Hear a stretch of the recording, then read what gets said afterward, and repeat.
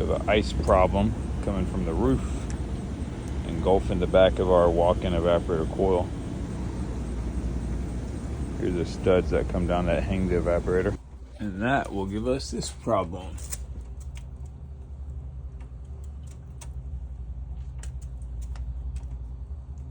I just threw it in a manual defrost and turned the terminator set point way up.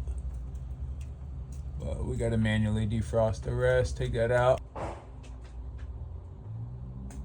Alright, another issue now. So this is your line coming from inside walking across down here. It's a wrap. You can see I'm straight back out. Walking cooler line. This is how it was. It's in this hole, underground piping, and that is slumped full. So none of the water was draining out of this drain pan because this pipe itself is clogged just from like landscaping rocks and dirt, mud, leaves.